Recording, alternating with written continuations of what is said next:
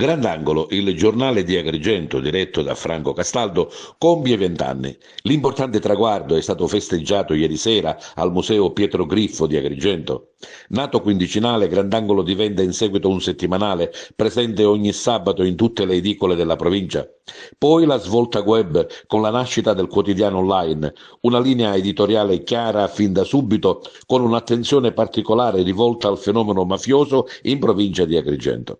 20 anni non sono certamente pochi, è un bellissimo traguardo che noi oggi festeggiamo con immensa gioia e un grande orgoglio.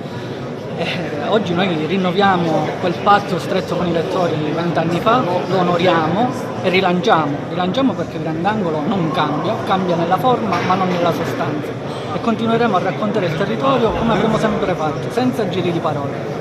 Cosa è cambiato dal primo numero a 20 anni dopo? A me piace ricordare Grandangolo 20 anni fa, quando è nato in uno stanzino di 10 metri quadrati, con mezzo computer, la carta stampata. Oggi è un mondo diverso, oggi ci approcciamo a nuovi prodotti editoriali, la radio, la televisione, la web tv, il quotidiano online, è tutto un altro mondo.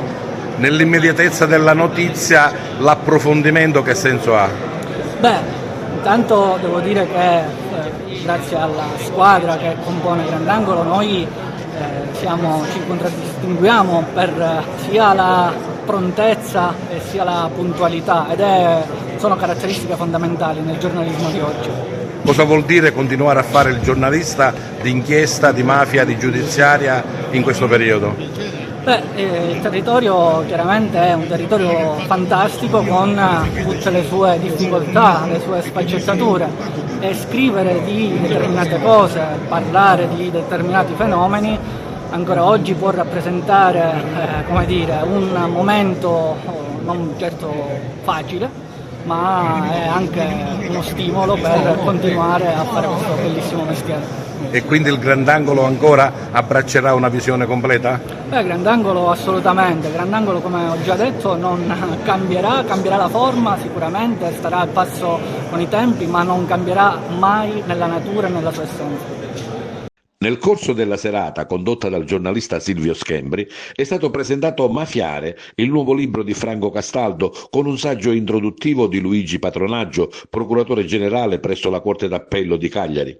A parlare di mafia vecchia e attuale, Franco Nicastro, consigliere dell'Ordine dei giornalisti di Sicilia, Elvira Terranova, capo della redazione ADN Cronos Sicilia, Pinuccio Albertino Agnello, questore di Caltanissetta, Luigi Patronaggio, procuratore generale a Cagliari, Salvatore Vella, procuratore della Repubblica di Gela, e naturalmente Franco Castaldo. Iniziamo subito dal titolo, Mafiare. È un neologismo che ho preso in prestito dal papà della mafia, Michele Greco, che coniò per la prima volta questo termine, e comunque il comportamento della mafia è mafioso e che lui rigettava, ma non era così. E poi oltre il titolo c'è il libro, che sono 270 pagine di storia mafiosa della provincia di Agrigento, che parte dai primi anni, dalla seconda metà degli anni 70 sino ad arrivare ai nostri giorni. Lì ripercorriamo questi anni raccontando delle nuove strategie, i nuovi interessi attraverso le sentenze che sono state pronunciate nel corso di 50 anni. Partiamo dalla Santa Barbara dell'84 e arriviamo sino ad oggi, quindi non ci sono riflessioni, spunti personali, ma l'analisi esatta dei procedimenti giudiziari. Ma proprio nel titolo c'è scritto Mafia e Stidra, ma è ancora esistente? E questi nomi sono ancora validi? È preoccupante perché la Stidra recentemente ha ripreso quota, soprattutto nei territori di Canicattì e Palma di Montechiaro, si pone in assoluta parità di Cosa Nostra, e questo è un dato che deve fare preoccupare. Con Grandangolo ci occupiamo di queste cose, adesso celebriamo 20 anni, è da 20 anni che vi raccontiamo la mafia e la Stidra attraverso i verbali, non intendiamo fermarci e lanciamo un grido di allarme. La Stidra si è di nuovo fatto pericolosa. Non è più forse la mafia delle stragi, non è più la mafia degli omicidi, ma è una mafia forse più economica. Intanto si sono riorganizzati, sono rimasti sotto traccia perché l'azione della magistratura è stata capillare, mettiamoci anche che la guerra ha portato più di un morto e quindi c'è stato un nuovo fiorire di altri personaggi.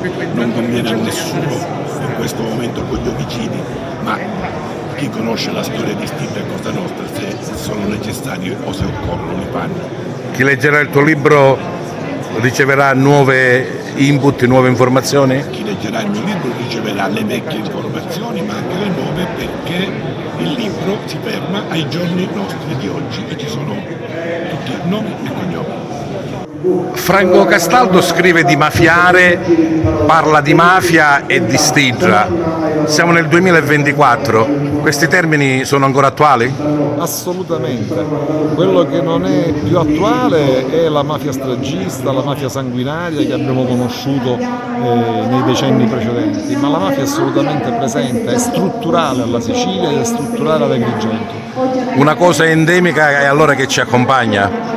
È una cosa endemica, ma come diceva Giovanni Falcone, tutte le cose umane hanno un inizio e una fine, anche questo può avere una fine. Agrigento, la sua posizione nella Sicilia, nella mafia? Agrigento è lo zoccolo duro della mafia e probabilmente è stato pure sottovalutato il suo ruolo, ma è stata corleonese, la mafia di Agrigento è stata una mafia corleonese, è stata una mafia molto vicina a Matteo Messina Denaro, è lo zoccolo duro della mafia siciliana. Qual è il business della mafia attualmente? La mafia sta cambiando pelle, sta passando a nuovi interessi, a nuove occasioni di ricchezza. Però è chiaro che la mafia mischia sempre una tradizione antica con modernità, per cui noi troviamo interessi antichi come per esempio la gestione degli appalti ed interessi moderni come possono essere gli interessi sull'immondizia, sull'eolico, sulle energie alternative, sulla grande distribuzione.